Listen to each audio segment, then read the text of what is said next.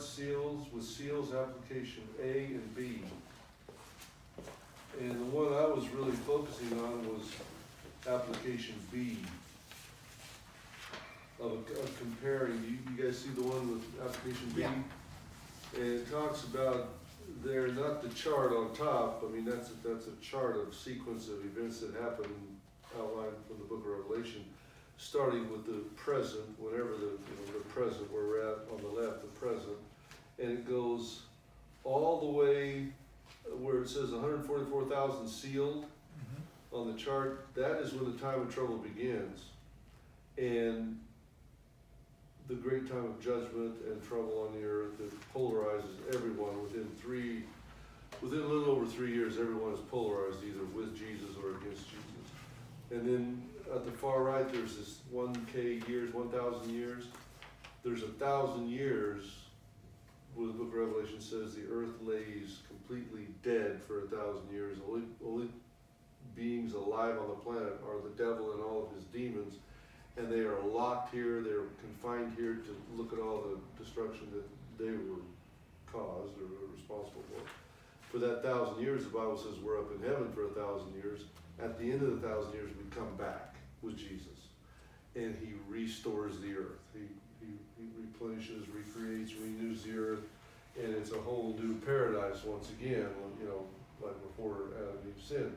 So that's a broad, from the present looking forward to when there's finally no sin on earth, no demons left, they are destroyed by God. God's the only one that can create, he's the only one that can destroy.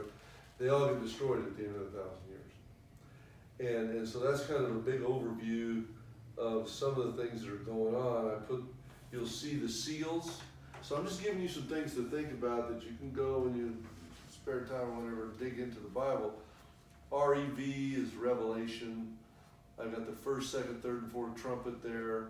The fourth seal opens at the beginning of the great time of trouble. The seals are in chapter 6. And we talked, now I know you guys weren't here last week. No. We talked about in Revelation, and I know this is going to be a lot of stuff, and maybe you can remember, it'd be a pretty big miracle. Most people can't get this the first time over it. But in Revelation 4 and 5, there's this big gathering in heaven. And there's, God has this book with 7 seals on it. In the ancient times, they had scrolls. And they would seal them with wax seals so they know nobody has tinkered with it. It's a seal. It's got 7 seals on it. 7 is God's number all through the Bible. And they can't find anybody worthy to open this book, this scroll, there in Revelation chapter 5. They can't find anybody that's worthy to open it. And I think it's John, the Revelator, the guy who wrote the book of Revelation, he starts weeping and he's all distraught. There's nobody to open the 7 seals. How can we move forward? And then all of a sudden, Jesus is there. He comes from somewhere because he wasn't there, and then all of a sudden he's there. And then the angel says, well, I know somebody can open it. There he is. He just showed up type thing. He wasn't here, there wasn't anybody, and then all of a sudden there's Jesus. And he begins opening the seals. There's 7 seals. He begins breaking these seals open in chapter 6. Chapter 5 is where they get it all set up. These thrones are set up, which is the same thing that happens in Daniel 7. Now, I'm going to share these concepts with you. Daniel is a closed book. God tells Daniel, seal up the book and close it until the time of the end. Well, it's like Daniel didn't know how to seal a book, but God knows how to hide things. On the front, the front says, the secret things belong to the Lord our God, but those things which are revealed belong to us and our children forever, that we may do all the words of this law. So when God wants to reveal something to us, it's no longer a closed book. So he closed Daniel. He didn't let anybody understand Daniel until the time of the end. We've known he's been, people have been figuring out this and that, little pieces of this and little applications for the past couple hundred years. But there's certain things you can't understand in the book of Daniel until it's time to happen. The book of Revelation unlocks Daniel, and Daniel helps shine light and understanding on Revelation. But mainly Revelation unlocks Daniel, and Daniel does. You have to apply some of Daniel's stuff to be able to figure out what in the world's going on in the book of Revelation. So these first four trumpets and the fourth seal start happening, and mainly this page is to show you the comparison between Daniel 7 and Revelation 4 and 5. They go together like hand and glove. And it's important, if you're going to study prophecy, Bible prophecy, you need to understand this concept really clear. And this is a good example of how incredibly close those two books are. They are like 650 years apart, but they just are amazing. And how John saw these things without even understanding what was going on in the book of Daniel. And then back one page to the prophetic chart with the seals, application A. That takes you through some possibilities of each seal, of when those seals began to be broken. Let's see. I do have that first paragraph underneath the timeline. It gives a little intro as to why I believe that Jesus received the sealed book in 1798. There's some prophetic timetables.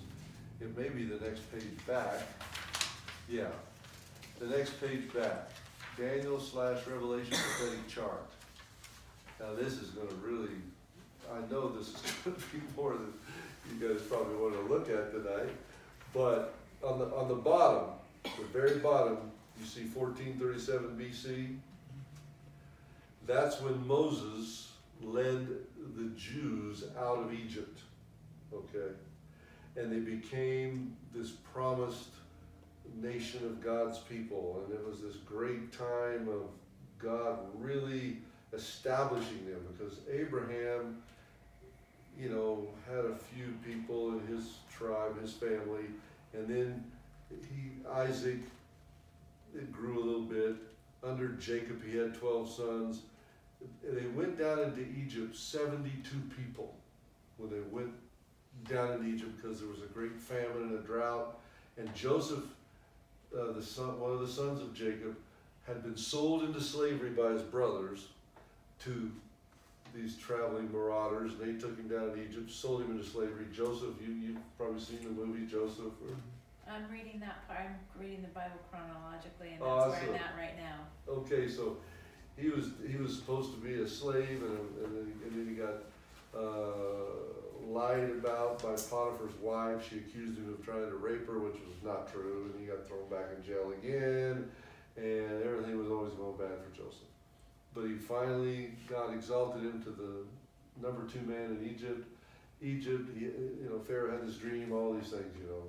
You should see the movie. The movie really helps you understand what's going on. So, finally, he contacts his dad and his brothers who betrayed him and sold him into slavery. But he contacts and sends for his dad. His dad brings everybody. 72 people went into Egypt. About 250 years later, or maybe 400 years later, 5 million came out of Egypt, and they weren't all Jews. Many of the Egyptians decided to go with Moses when Moses left with the Jews. They said, "We're not staying with this crowd. We're going with you, because we see whose God is bigger." The Pharaoh's God couldn't do anything to save him, to help him, and we're going with you. So they called it the mixed multitude, when many of the Egyptians left with Moses. Have you seen the movie, the Ten Commandments, or the Moses going out of Egypt? There's a lot of truth. I mean, they're very accurate, a lot of them. So anyway, 1437, they leave Babylon. 605, the kingdom of Babylon. They leave Egypt in 1437. 605, the kingdom of Babylon is reigning on the earth and is more powerful than Egypt. 539, the Medes and the Persians conquer Babylon. 331, Greek Alexander the Great, he conquers the whole empire, the whole realm. Rome, each time it gets bigger, these empires get bigger.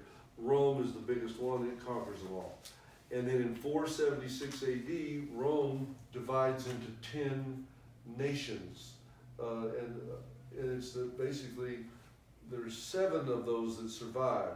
Because in 538, you see 538, there's 3 nations removed. And this is all prophesied by Daniel.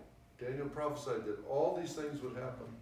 He prophesied that Babylon would be the greatest, would come on, the most luxurious, but the Medes and the Persians would be stronger militarily and larger area. And he literally tells you what's going to happen. God told him. And Daniel was just incredible. If you read the book of Daniel, you'll say, wow, I never knew anybody could be that incredible. Wasn't he telling this to Nebuchadnezzar He was about what? the dream? Oh yeah, Daniel 2, Nebuchadnezzar's dream, and all these symbols. In Daniel 2, you see Daniel 2 right above Exodus, the golden head, the silver chest, the bronze thighs, the iron legs, the iron clay. This is a vision that Nebuchadnezzar had. Yeah, there's pictures of it. You can go on the internet and see it as well. But these are all lined up with Daniel chapter 2, Daniel chapter 7, and Daniel chapter 8. It shows you how that they all are laying on top of each other, these different visions and these different dreams, but they all address the same time period. However, each time a new dream comes or a new vision comes to Daniel or Nebuchadnezzar or somebody else, it shows a different angle or a different aspect of what's going to happen on these timelines. God knew that we were going to need this kind of thing to be able to look back on and say, well, God gave this to Daniel in like 650 BC. And I don't have that on there, but that's when he gave it to him, around 650 BC. And by 605 BC, everything Daniel saw starts happening, these empires. And it's just amazing if you read that. I'm just giving you an introduction overview, broad strokes. And Daniel says that this Roman, this kingdom with iron legs, and it's interesting that they call the Roman Empire the iron power of Rome. They refer to it as the Iron Empire. That would be 500 years after Daniel, but he'd already called it the Empire of Iron Legs. So he said 10 of the nations would come out of Rome, 3 of them would be destroyed, and be 7 left. And then there's this little horn in 1798. The little horn would rule the old Roman Empire from 538, if you see 538 there in the middle on that chart, to 1798. That's 1,260 years, and there's a 1,260 year chart up here as well later on. But it's like this giant jigsaw puzzle. And, somebody says, well, what's important to know about that? Well, when you see how God's been talking to people before things happen, it stimulates a lot of faith and trust in God and the Bible. When this ancient document is so precise on which kingdom will rule next and how long they will rule, and that God actually, this is actually in the Bible. Most Christians don't even know this stuff is in here, let alone humans. Humans think the Bible is some holy book, but they have no idea what's in here. And most Christians don't even know what's in Daniel. Most Christians never study Daniel and very little on Revelation. But that's a big overlay on that. That takes you to the present. And then, of course, this page back here starts from the present and goes on. Then in the middle here, Daniel 8 and 9 have special connections with Revelation. There's not as there's some connections in Daniel 2:7 and 2 and 7 with Revelation, but Daniel 8 and 9 have incredible connections with Revelation. And this is a little example of things that are going on in Daniel that actually initiate things in Revelation. And then on the top, It's a breakdown of what happens from 1798 and on. And S1 is seal 1. T1 is trumpet 1. There's just not room enough to put all these words on here. And I explain the seals, the seal chart application A, I explained why I believe that the first seal occurred in 1798 or shortly after 1798. What that seal represents biblically, symbolically from the Bible symbols. And then there'll be other, I mean, this is not absolute, it's not infallible, this is just like after 40 years of studying it and reading every book on the subject, this seems more logical than anything I've ever studied. And most of this I have borrowed from all these scholars and these geniuses that have dug this stuff out. I you know, it's just down through the years, it's stuff that is stuck. And there's more and more people that are teaching it this way as well. So that was something I just, you know, give you something to chew on, that's for sure. There's a lot of interesting things in here. But like you said, the jigsaw puzzle, it all fits. And what's the chances of the jigsaw puzzle fitting? Oh, yeah. You know, when you read all these prophecies that are talked about in the Old Testament and they have come true. Yeah. And it's just, like you said, it increases your faith in what you're reading in the whole Bible is infallible. Oh, yeah. Prophecy inspires trust. When God tells David something in 1000 BC, and it happens exactly the way God told David in 1000 BC, and like 1,000 years later, it happens exactly the way God told him it's going to happen. Then he told Isaiah 850 years before Christ, these things are going to happen. He told Daniel, he told David, God revealed to King David, the writer of most of the book of Psalms. In Psalm 22, he describes the crucifixion. The crucifixion wasn't even happening in those days. Not on a large scale, maybe a few times somebody was doing that. But it describes a man being crucified, his hands being pierced, his bones out of joint. Jesus, when he said, I thirst, there's so many things that happened that what Daniel saw, what David saw, there's no way one human being could come along and fulfill all these specifics that were going to happen to the Messiah. Isaiah 50, so these are key chapters. Psalm 22, Isaiah 53 is a description of Jesus being slaughtered for our sins. Zechariah talks about how much silver he's going to be betrayed for. And Judas comes along like 700 years later, and he sells Jesus out for exactly what Zechariah said he would sell him out for. So it's like, how can you do that? And so many nuances and so many things going on that when I see that God was talking to these people 3,000 years ago, and now it's happening exactly the way he said it would happen, that gives me some comfort, some encouragement to know that things are going to be okay, because the huge creator of the universe has got it all under control. But I thought let's look at this page right here. This is the Great Time of Trouble sequence. A lot of people are really concerned about when it's going to start and how long it's going to be and what's going to happen during the Great Time of Trouble, of God's judgments on the earth, and of God allowing Satan to just run wild for a while on the earth and do his craziness. You've heard of Job, the book of Job, and Satan appeared before God. The sons of God came to this great convocation in heaven, and God says to Lucifer, "Where did you come from?" He knows where Lucifer came from, but he wants everybody else to know. He says, "So where do you come from, Lucifer?" He says, "I come from roaming to and fro upon the face of the earth," because he was now at that time, in the time of Job, Lucifer was the rightful ruler of earth, because Adam had given his allegiance to Lucifer. Instead of following Jesus, Adam chose to follow Lucifer. Therefore, Lucifer was now his head, the charge of what's going on down there.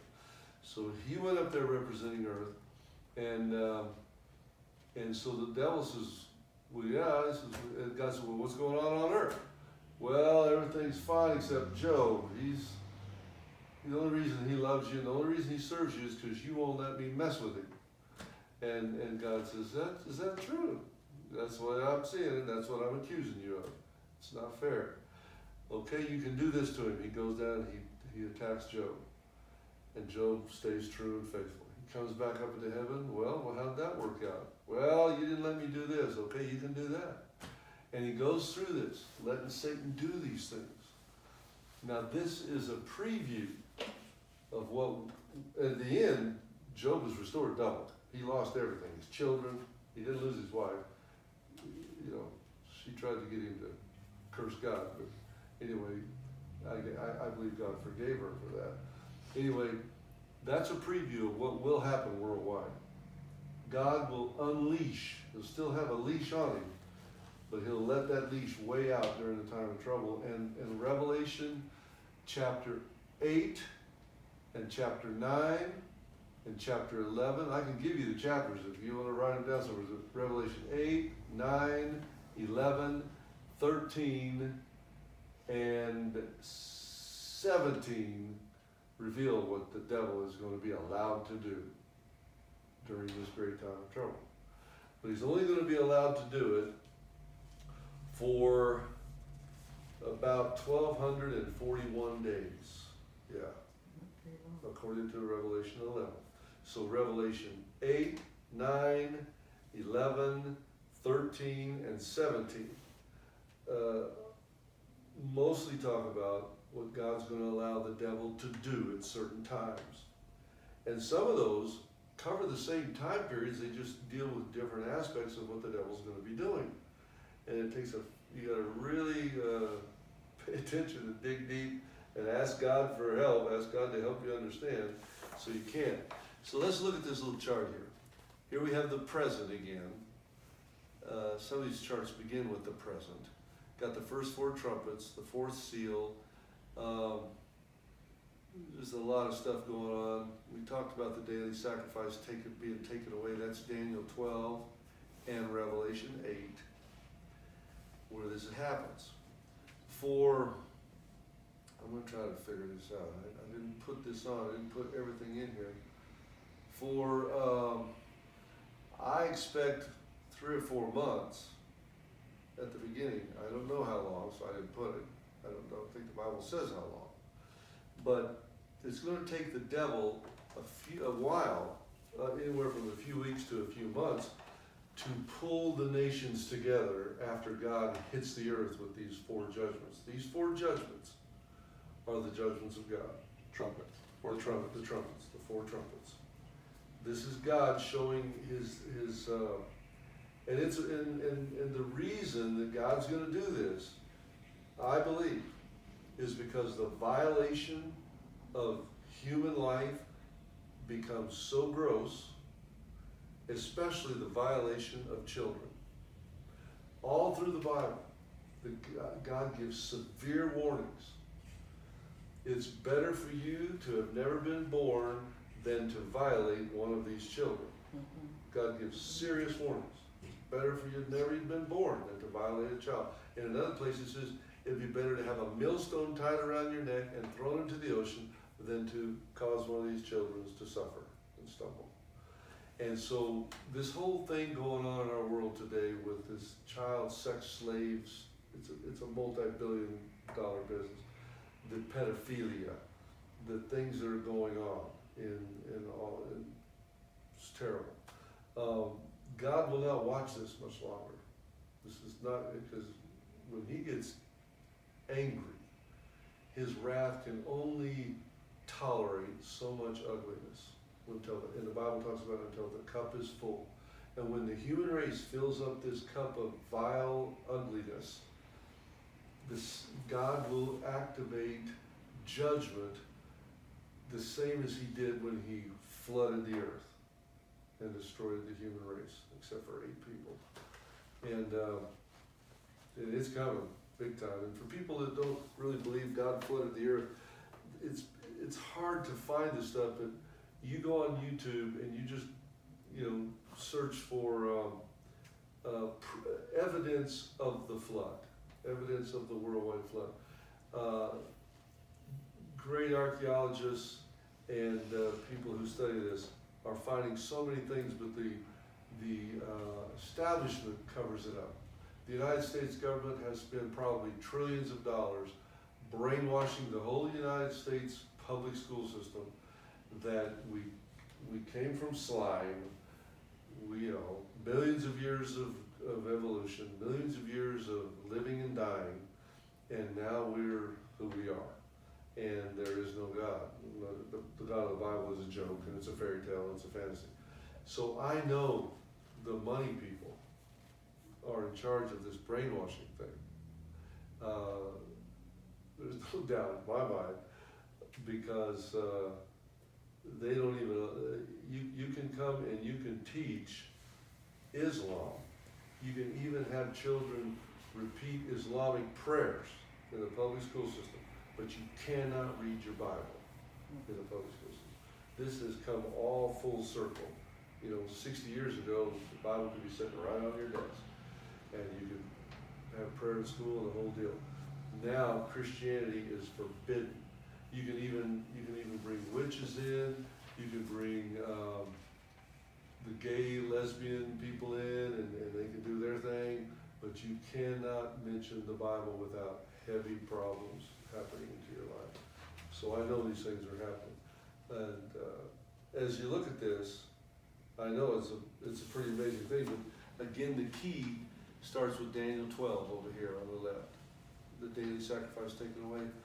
Daniel 12:11 tells us how long the time of trouble will last. 1,335 days.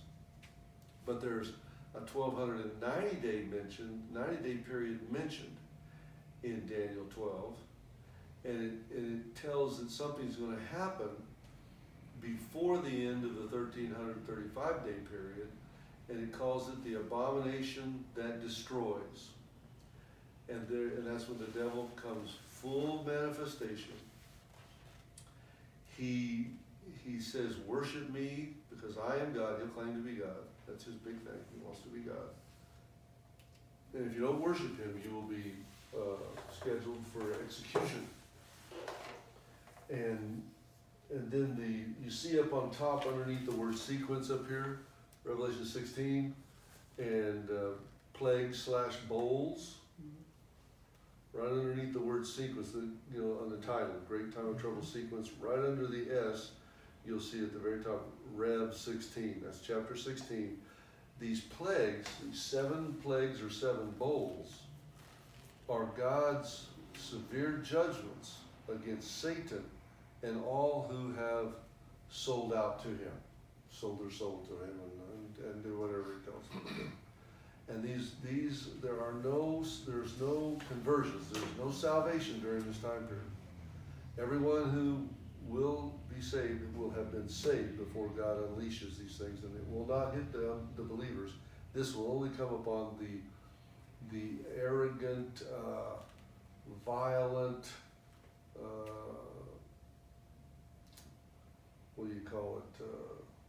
defiant haters of God. And this will hit the devil himself. He will not be able to protect himself from these judgments. Will come against Christians too who accept the mark of the beast. Not the judgments of God, not the plagues. Not the plagues. The Christians who accept the mark of the beast? Well, there's certain people that call themselves Christians that will... Well, yeah, they call it, but no Christian will accept the mark of the beast. Correct, but Pseudo nowadays Christians Yeah. call themselves Christians. Many will. They don't, read the Bible, they don't have personal relationship, whatever. They're not going to really understand or make it through that Yeah, time. there'll be of many their life. claiming to be Christians who will go along with the beast, with the devil. That's true. But the devil will declare this, it's time to kill all these people who won't worship me. I'm God, and we can't have this. And as he moves to go out and to have this mass worldwide execution against the true Christians, God will hit him with plagues, and he will be so preoccupied with protecting himself from the true God, he won't even have time to hunt us down. No Christians will perish after this point. There will not be any Christians perishing at this point. There's no need for them to perish. Before this point, there will be Christians who die for their faith, because when Christians die asking God to forgive the people who are killing them, sometimes the people who are killing them actually get converted, like in the Bible, oftentimes, you know. Nebuchadnezzar was killing anybody who wouldn't worship him in Daniel, and he ends up getting converted because these 3 Hebrews were in there and the fire didn't even hurt him, and they're wanting to bless the king. The king just tried to kill them all, you know. So this, again, these things that you find in Daniel will happen worldwide to the whole world. It will come upon the whole world eventually.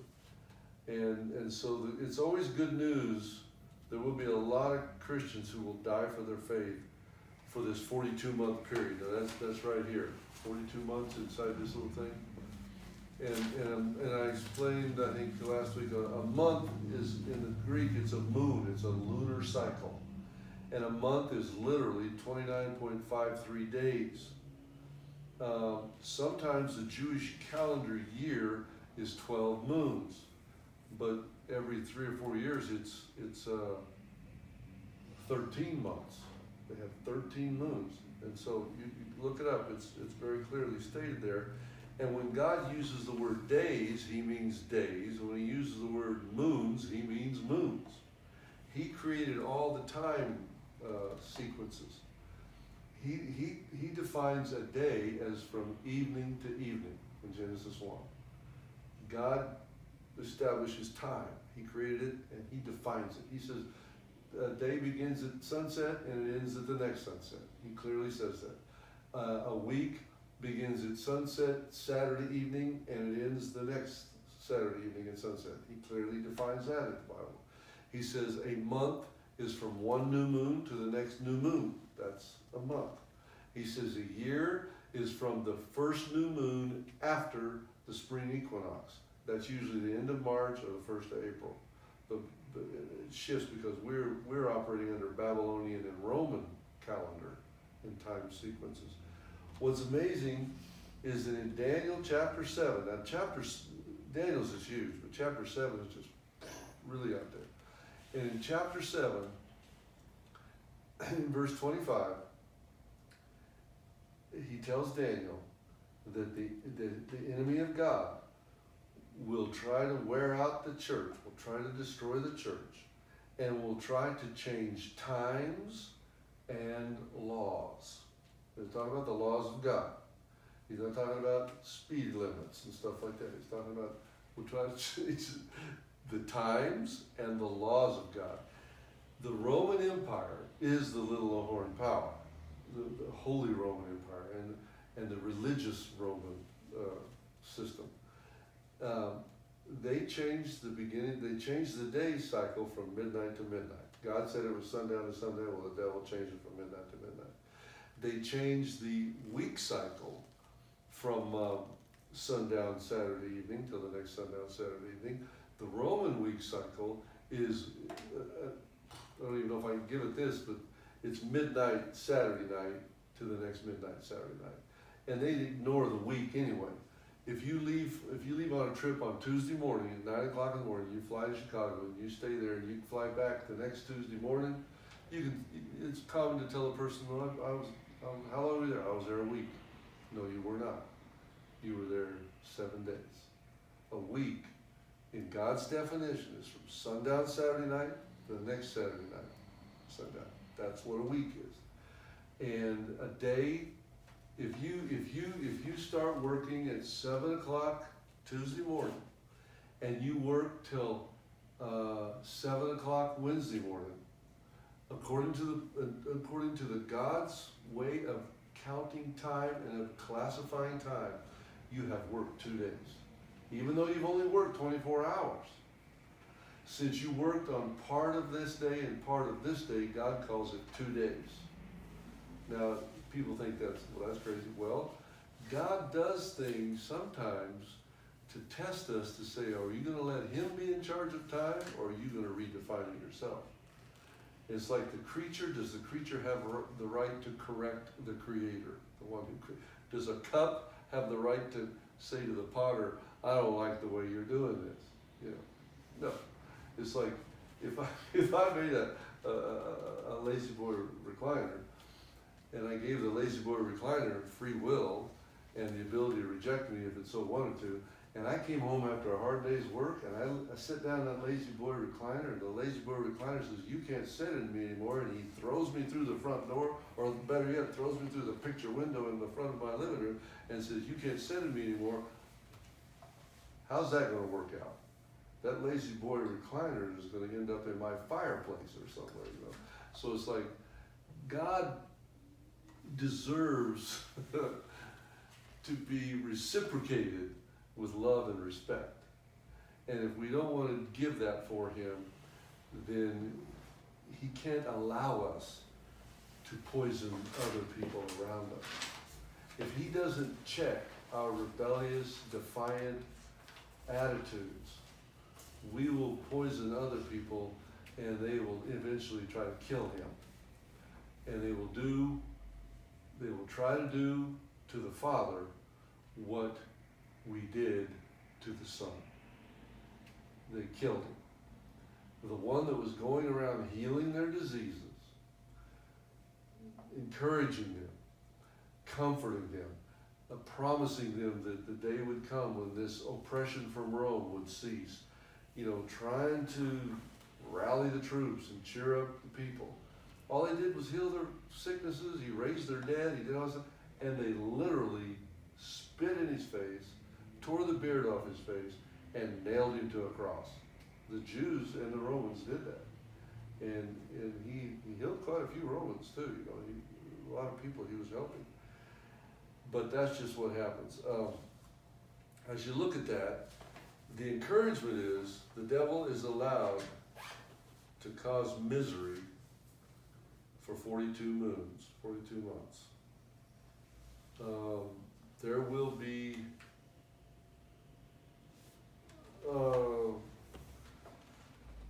well, if it started right now, we've got close to 8 billion. According to the percentages that are described, you see right here the sixth trump, right up here on top, it says 1/3 will die. If this comes, because under the fourth seal at the beginning over here, the fourth seal, 1/4 of the Earth's population has died.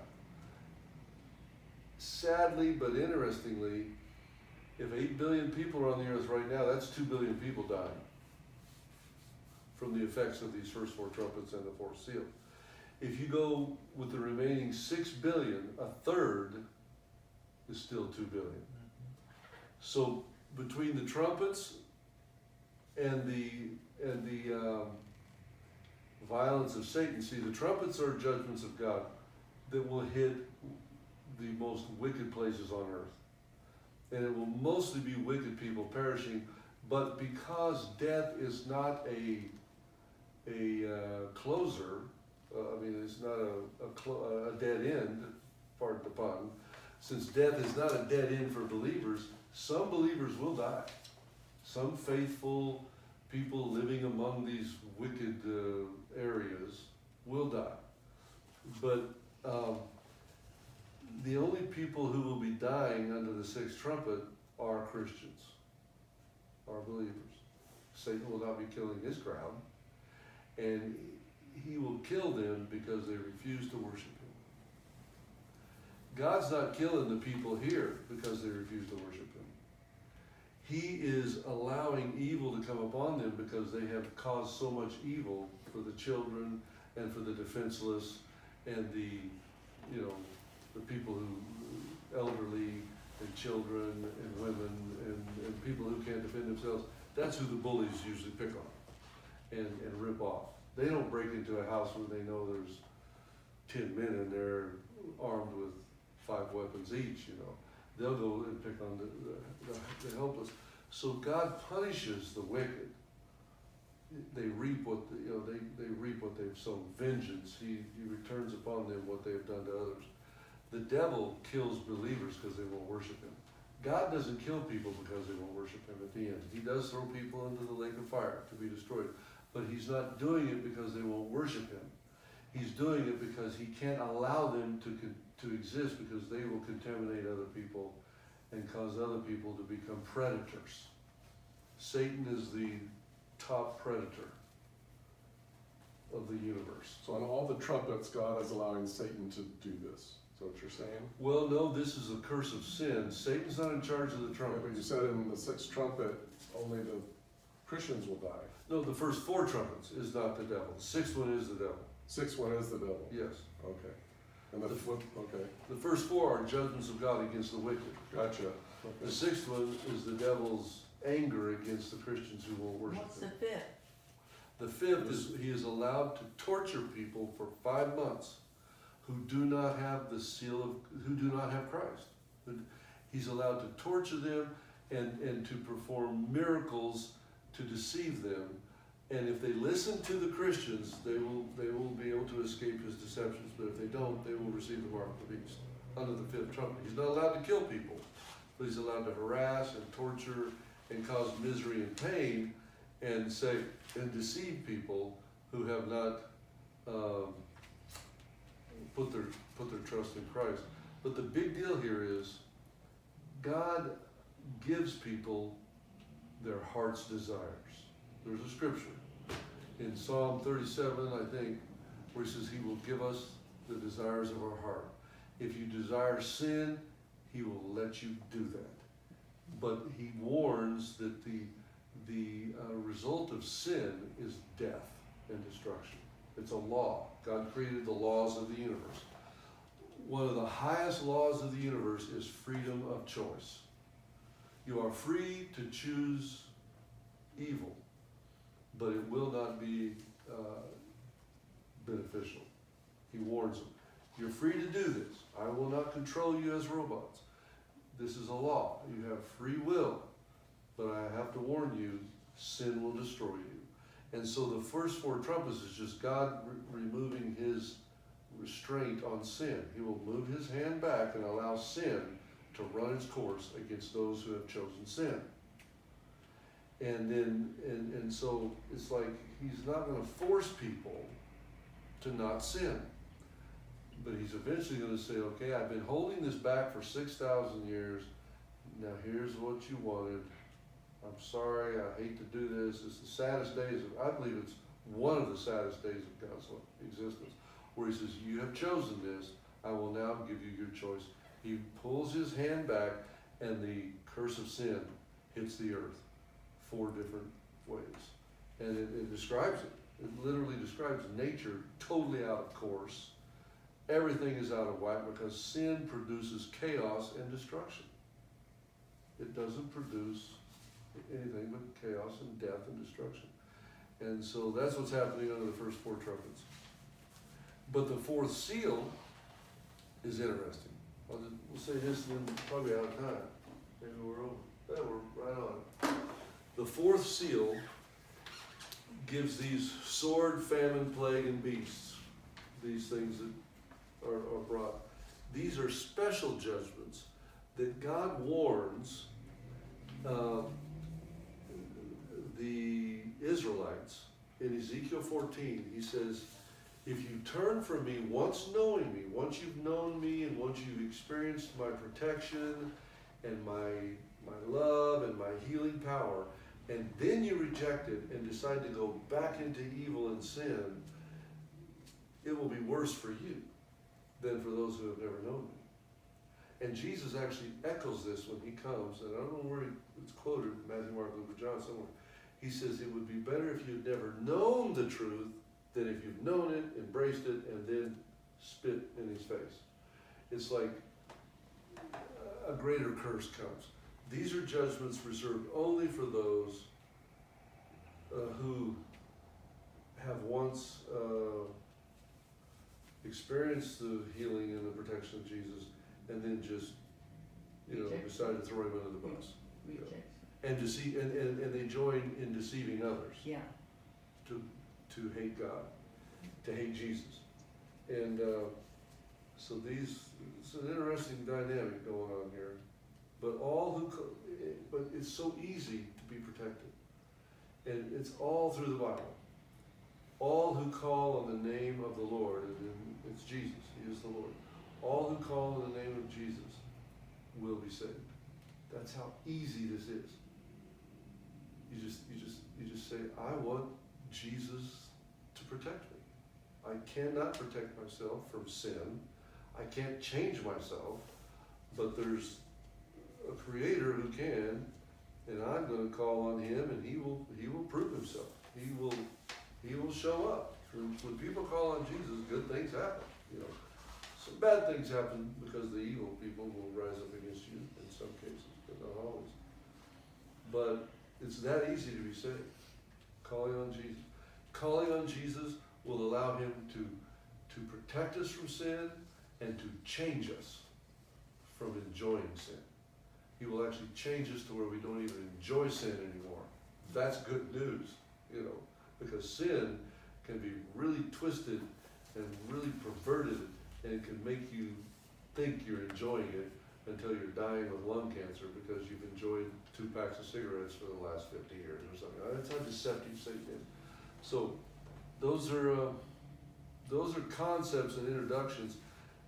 And I welcome you dig around. The Lord may show you something that I haven't seen, or He may show you something that I missed or I don't have correct. I'm not claiming that this is the final thing on this. It's okay if you disagree with me on stuff, because I find myself disagreeing with myself from time to time. So don't let that worry. But I've never, no one's ever put this stuff together like this so I can look at it real easy. And this works for me. If it doesn't work for you, you can change it to where it works for you. Come up with something better.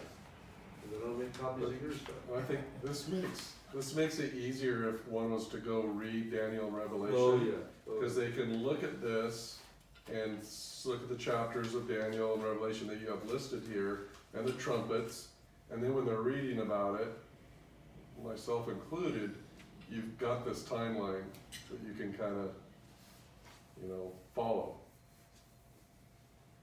And I've got a lot of stuff on PowerPoint with all these pictures of these statues and the beasts and the 7-headed beast and the beast with 10 horns and the man with the gold head.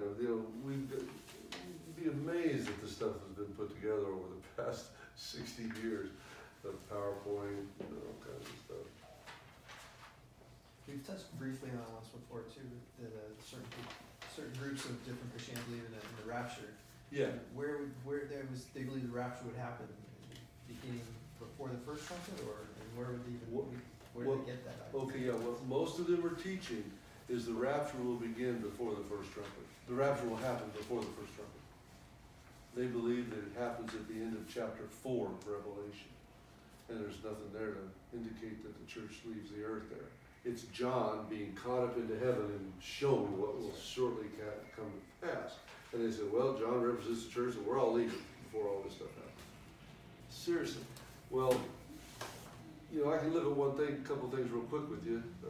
If you're, I know we're over time, but I'm okay with that. I got time. But let's see, Luke. While you're looking for that, Jesus says that we will be persecuted for His name's sake. So if we're caught up before the end time trouble, how are we going to be tested or persecuted for His name's sake? Oh, it's crazy.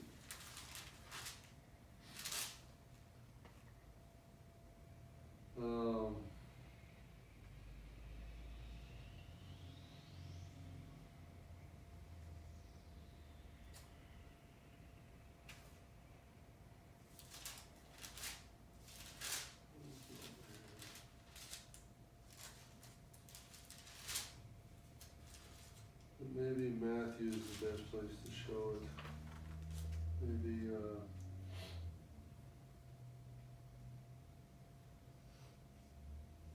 let's look at Matthew 24.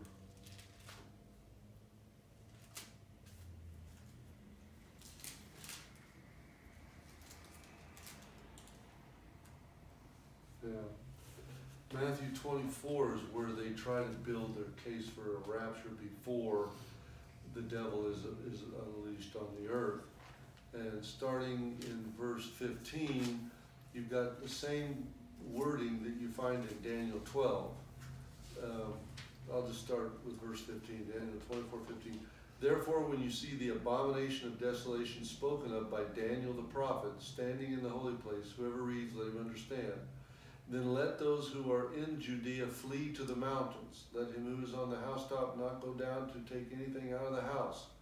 So there's a connection there. He says, and let him who is in the field not go back to get his clothing. That's how quick these things are going to happen. In verse 19, but woe to those who are pregnant and to those who are nursing babies in those days. It's going to be extra hard. It's going to be an extra burden. It's going to be really tough to survive. And then verse 20, now he's talking about the second coming. He's talking about the time of judgment and the end of the world. And in verse 20, he says, and pray that your flight will not be in winter or on the Sabbath day. So specifically, he was talking about Jerusalem here, that would happen there first, and then it will happen worldwide at the end of time. God usually shows something in a local geographical area so that we can see how this is going to happen, so that those who are alive at the end of time will know that it's going to happen worldwide. But he gives us these examples, like Job was the local isolated geographical area. Sodom and Gomorrah was an isolated area. Jerusalem's destruction, isolated area. But all these things are going to be happening worldwide at the end of time. So he says, pray you don't have to flee in the winter or on the Sabbath day. Well, this actually happened in 68 AD. Cassius brought an army against the rebellion of the Jews. He sieged Jerusalem to starve them to death. And his military acumen was terrible. He lost 7,000 troops or something. And his friend up in north in Syria was having trouble up there and was being defeated. So he left Jerusalem for a couple of years, went up to help his fellow general up in Syria. Titus came back, and he succeeded, and he killed 1.2 million Jews. This is historical. In the history, Josephus, all kinds of people record this. He killed 1.2 million Jews. Not one Christian perished, because they said that they knew the warning of Jesus. When you see Jerusalem surrounded, get out. When the opportunity comes, flee. Don't even go back and get your coats. They all left. When Cassius left and took his soldiers with him in 69 AD, they all left. Not one Christian perished, because there was no Christians in Jerusalem. So this played out, but it will play out once again at the end of time. Now, skip over to verse 36, Matthew 24:36. But of that day and hour no one knows, not even the angels of heaven, but my Father only. Verse 37, but as the days of Noah were, so also will the coming of the Son of Man be. For as in the days before the flood, they were eating and drinking, marrying and giving in marriage, until the day that Noah entered the ark. And they did not know until the flood came and took them all away. So also will the coming of the Son of Man be. Verse 40 is what they use about the rapture. Then two men will be in the field, one will be taken and the other one left. One will be taken to heaven and the other one left. Two women will be grinding at the mill. One will be taken and the other one left. So there's no doubt that this is the second coming. God's coming for the believers. Because only the believers go when Jesus comes.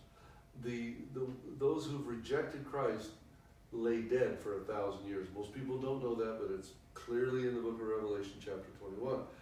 But they're left. They're left. And you'll see that in a minute. Verse 42, watch therefore, for you do not know what hour your Lord is coming.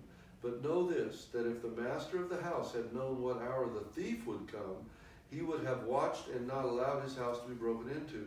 Therefore you also be ready, for the Son of Man is coming in the hour that you do not expect. So we have that in Matthew. Now, Matthew, Mark, Luke, and John record the words of Jesus, but they don't all record everything that Jesus said. So you got to get a little here and a little there. So now we need to go to Luke 17. Luke 17 to sandwich some of what we just heard into a broader understanding. In Luke 17, 26, 27, and 34 and 35. Okay, 26. As the days of Noah, they were eating and drinking. Okay, 34 and 35 and 36. The two women are grinding, the men will be in the field. Verse 37 is a major key. So he just said, two men will be in the field, one will be taken and the other one left. The disciples answered and said to him, where, Lord? And here's the answer.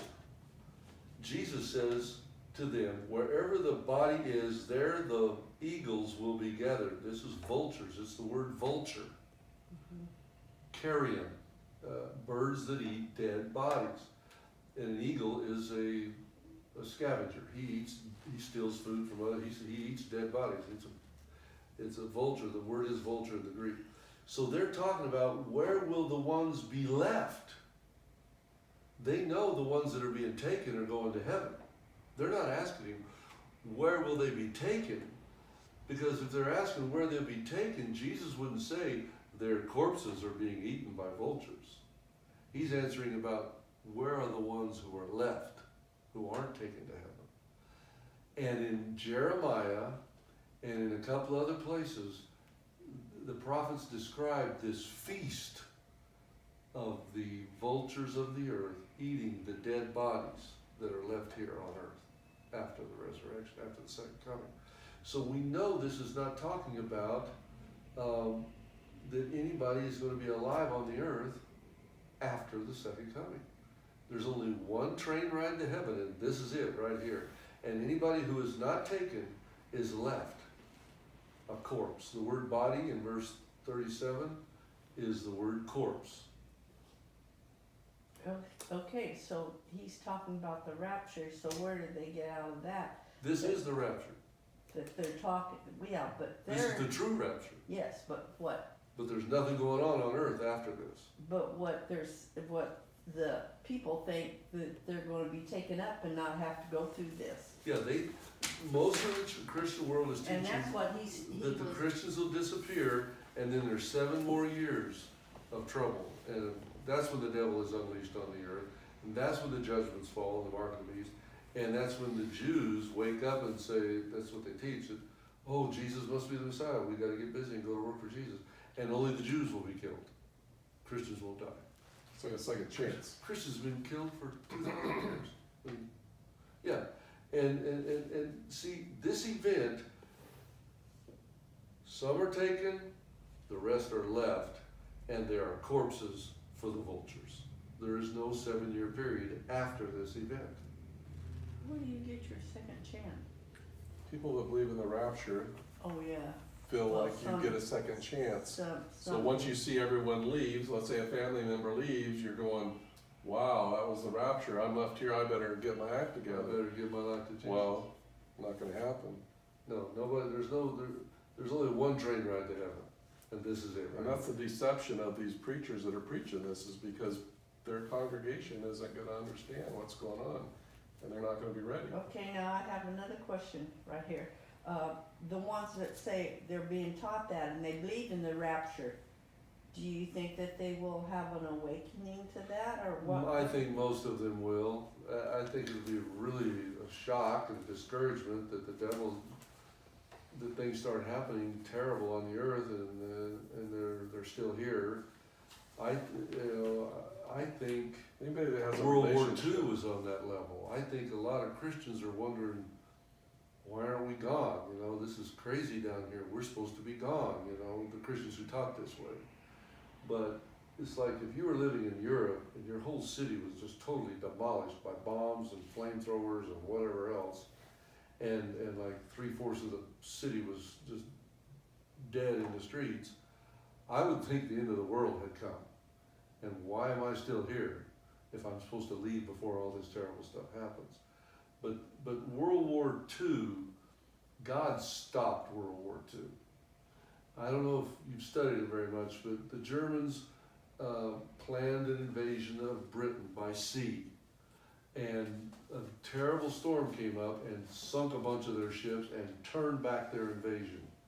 And, you know, that's incredible that God did that. Jesus rules the universe. And when it was time to shut down Germany, he shut them down. And if he hadn't shut them down, the world would have gone, you know, they what is it, eugenics? They're the ones that believe if you're not productive, you need to die, you know. And if you're not German and blue-eyed and blonde-haired, you need to die, you know. Or you need to serve us until you die, you know. It's like insanity. And that mentality still exists on Earth, you know. You know, Mao Zedong killed 80 million people. Didn't even kill near as many people as Hitler. Why didn't we go and stop Mao Zedong? Because he wasn't bothering us, that's why. But when they start bothering us, there will be a war like we've never seen. Every time it gets bigger and worse. And God will stop the war. And he will stop the war with the 4 trumpets. When he hits the earth, when he allows the natural consequences of sin to activate, they will not be able to make war on this planet. And they will not want to make war. Because they will They will not, be scared stiff. nobody will be able to destroy the world, Well, the earth, the shipping, he destroys 1/3 of the ships. you know. The first trumpet, I think it's the first trumpet, destroys 1/3 of the ships of the sea. You can't make war without shipping. Supplies and materials and all that stuff, and troops. And besides that, they're going to be scared stiff because they're going to notice that the most wicked places have just been devastated. And they're going to freak out and they're going to say, we've got to unite or God's going to continue punishing us. And it's going to be a pretty amazing thing. And that's when you feel like they form the mark of That's when they form the Form- one world government. one world government. When they see these things happening, they're gonna say, if they're gonna blame people that aren't following Yeah, the Pope, the wicked, way of, the scoundrels. See, what most people don't know is the Dalai Lama, who's in charge of the Buddhist world, he is superior to basically 1 billion Buddhists. He went to the UN, it's been quite a few years ago now, 5 or 6 or maybe 8, and he told the UN that they should make the Pope the religious leader of Earth. You know, when you get that kind of movement going between world religions and stuff like that happening, you got big stuff happening. The Pope was brought here in 2015. They rolled the red carpet out to him, and he addressed the joint houses of Congress, of everything. The Supreme Court was there, everybody was there. First time in the history of our nation, we allowed a religious leader to come and speak to political. Congress, yeah. We've always had a separation of politics and religion. Right after that, he had this big thing in South Korea where all the major world religious leaders met and he was in charge. He was the main leader of the whole deal. He spoke more times than anybody else, and they were all saying, we've got to bring the world together. Well, they're already primed for that. He also came to the United Nations and had another big powwow with all the religious leaders of Earth. They all showed up, Muslims and Buddhists and Hindus, everybody showed up. Yeah. And he was the main dog, and that's a big deal too. It went on for several days. And it was a big deal. They were Was that bowing to last each year? other and kissing each other's rings and all kinds of Was stuff. that just last year? No, it was a couple of years ago. 2016? It's been 3 years ago, I think. It was all in Time 2015. goes so fast that. 2015 was a when big that year. happened, Oh, oh, and I that- forgot, was it 2015 and 2016 when they had all those blood moons that only happens ever Yeah. so often? yeah. That's a whole other subject, but that's in the Bible. The blood moons are in the Bible. Yeah. People are watching that stuff. So hopefully this will whet your appetite to be thirsty for, hungry to figure things out. And when I first saw this in 1975, I started seeing this stuff. And I'm thinking, I gotta get into this. And I went out and bought every book I could on the subject. And I've been trying to make sense out of it ever since. And oh, that thing's been running? yeah. Oh, they'll probably drag me to the dungeon and put me on the rack for all that. A lot of rapture believers are disappointed. Yeah. What do you mean? I have to be tested? And I used to teach the rapture. I tried to teach, I really couldn't, I did? tried to, I was 3 years teaching this as an evangelist. Whatever church would allow me to preach. I was an interdenominational evangelist, and I just couldn't get comfortable teaching it, because the book of Revelation says, if you add anything to these words, or take anything away from these words, your name will be added to the plagues, and your name will be taken out of the book of life. And I thought, I don't want either one of those things to happen, so I'm not messing with this stuff. I'm not teaching it anymore, because it doesn't make sense. And so anyway, there's more things on that's just the introduction on the rapture. I can show you a lot of other stuff, because I used to teach it. And I can show you where it doesn't hold water.